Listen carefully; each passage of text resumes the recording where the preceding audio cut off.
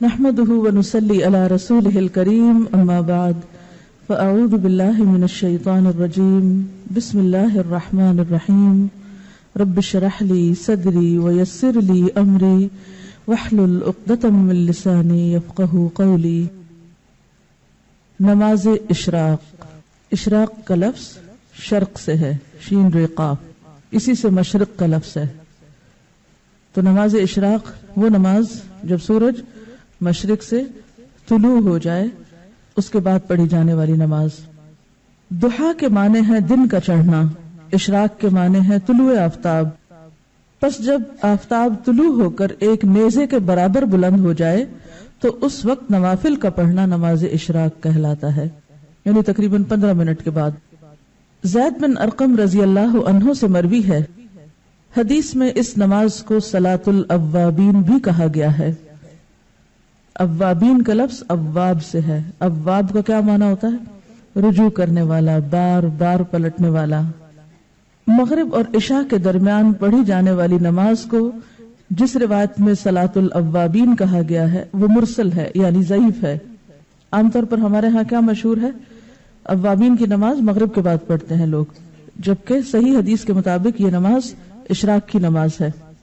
اور یہ جو بار بار پلٹنے کی بات ہے نا، اب یہ ہے کہ جیسے تہجد کی نماز کے لیے اللہ کے حضور حاضر ہوئے، پھر فجر کی نماز کے لیے پھر پلٹے، تو پھر اشراق کی نماز کے لیے تو یہ بار بار پلٹنا جو ہے یہی دراصل اواب ہونا ہے.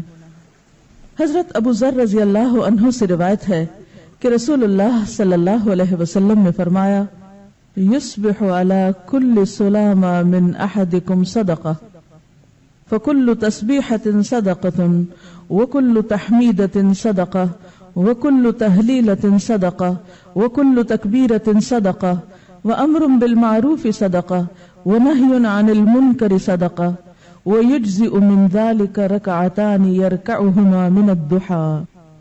ہر آدمی پر لازم ہے کہ اپنے جسم کے ہر بند کے بدلے، یعنی ہر جوڑ کے بدلے صدقہ خیرات کرے. بس ہر تسبیح صدقہ ہے، یعنی سبحان اللہ پڑھنا. ہر تحمید یعنی الحمدللہ کہنا صدقہ ہے. ہر تحلیل یعنی لا الہ الا اللہ کہنا صدقہ ہے. ہر تکبیر یعنی اللہ اکبر کہنا صدقہ ہے.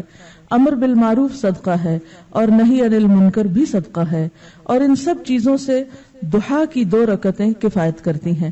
یعنی اگر یہ باقی کام آپ نہ کر سکے کسی مجبوری سے تو آپ یہ 2 رکعتیں پڑھ لیں تو گویا آپ نے اپنے دن کا صدقہ دے دیا.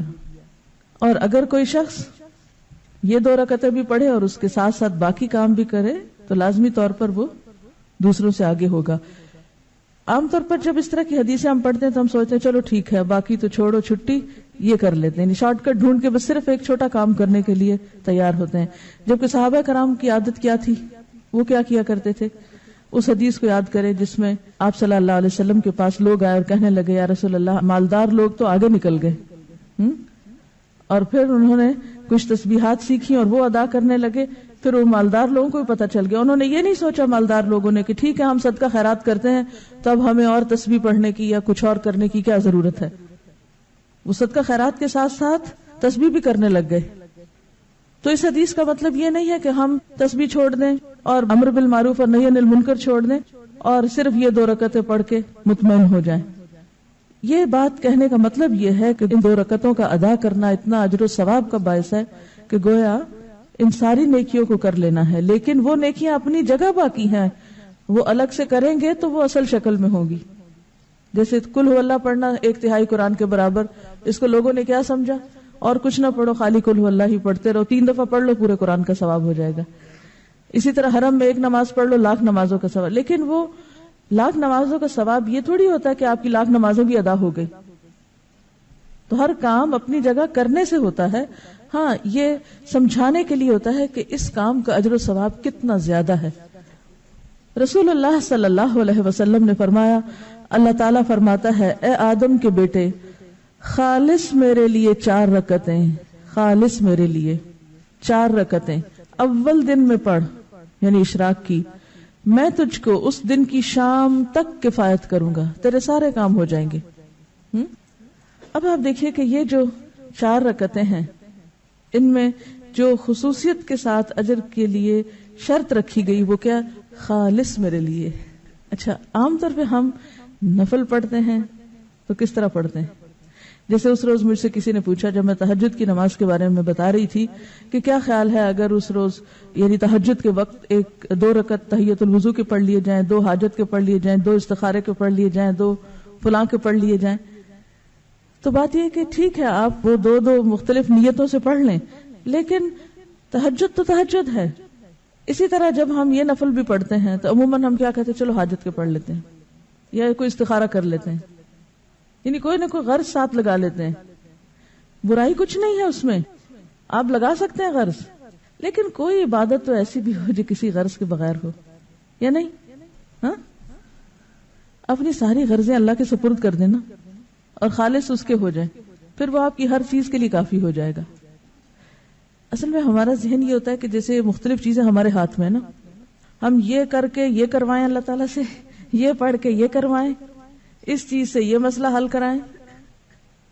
لیکن وہ جو ایک مکمل بھروسے کی کیفیت ہے، ایک توکل اور یقین اور ہر غرض سے اوپر اٹھ کے خالص اس کا ہو جانا، اس کا لطف ہی کچھ اور ہے. سمجھے کیا؟ کہ میں یہ صرف اللہ کے لیے اپنے آپ کو خالص کر کے پڑھ رہی ہوں، مجھے کوئی اس کے بدلے دکھاوا نہیں کرنا کہ میں دوسروں کی نظر میں اچھی ہو جاؤں کہ لوگ سمجھے بہت نفل پڑھنے والا ہے. تو خالص کام اور ملاوٹ والا کام فرق ہے. معاذہ رضی اللہ عنہا نے حضرت عائشہ صدیقہ رضی اللہ عنہا سے دریافت کیا، رسول اللہ صلی اللہ علیہ وسلم نماز ضحیٰ کتنی رکعتیں پڑھتے تھے؟ وہ فرماتی ہیں 4 رکعتیں، اور جس قدر اللہ تعالیٰ چاہتا آپ اس سے زیادہ بھی پڑھتے. ام ہانی فرماتی ہیں رسول اللہ صلی اللہ علیہ وسلم نے فتح مکہ کے دن غسل کیا اور 8 رکعات نماز ضحیٰ پڑھی. معلوم ہوا کہ اشراق کی رکعتیں 2، 4 یا 8 ہیں جو سنت سے ثابت ہیں. حضرت ابو ہریرہ رضی اللہ عنہ نے فرمایا مجھے میرے پیارے دوست نبی صلی اللہ علیہ وسلم نے 3 چیزوں کی وصیت کی، جب تک میں زندہ رہوں گا ان کو نہیں چھوڑوں گا. ہر عربی مہینے میں ایام 20 یعنی 13، 14 اور 15 کے 3 روزے، چاشت کی نماز اور سونے سے پہلے وتر پڑھنا. یہ 3 کام کبھی نہ چھوڑوں گا. تو پہلی حدیث سے کیا پتہ چلتا ہے کہ ضحیٰ کی نماز 2 رکعتیں ہے، دوسری سے 4 اور تیسری حدیث سے 8. تو آپ 2 بھی پڑھ سکتے ہیں اور 8 تک بھی لے جا سکتے ہیں، یہ حسب حالات ہے جتنی وقت ہو. حضرت ابو ہریرہ رضی اللہ تعالیٰ عنہ کی مصروفیت کچھ اور طرح کی تھی، تو تہجد کے لیے نہیں اٹھ سکتے تھے، تو وہ سونے سے پہلے پڑھ لیتے تھے. سب کے لیے ہو سکتا ہے. اگر آپ تہجد پڑھنا چاہتے ہیں تو پھر تو آپ صبح ہی پڑھیں گے نا، وہ تو الگ مسئلہ ہے. اصل میں یہ اشراق چاشت ایک ہی ہے، اگر ذرا پہلے پڑھ لیں تو اشراق ہے، تھوڑا دیر سے کریں تو چاشت ہے. ٹھیک ہے، اصل میں صبح کی نماز ہی ہے، ایک طرح سے سورج طلوع ہونے کے بعد کی نماز ہے بیسیکلی. ذرا دھوپ بلند ہو جائے تو وہ ضحیٰ ہو گیا. سورج نکلنے کے تھوڑی دیر بعد یعنی 15 منٹ کے اندر پڑھیں تو اشراق کہلائے گی. ذرا تھوڑی تاخیر کرے اور دھوپ خوب چمک اٹھے تو ضحیٰ کہلائے گی. لیکن بیسیکلی ایک ہی نماز ہے، تھوڑا وقت کے آگے پیچھے ہونے سے نام بدل جاتا ہے. ان کا سوال یہ ہے کہ کیا اس کے لیے مصلی پہ بیٹھے رہنا ضروری ہے؟ اگر بیٹھے رہیں تو بہت زیادہ ثواب ہے، حج اور عمرے کے برابر ثواب ہے. لیکن اگر نہ بھی بیٹھیں تو اس کا یہ مطلب نہیں کہ آپ اشراق کے لیے دوبارہ نہیں آ سکتے.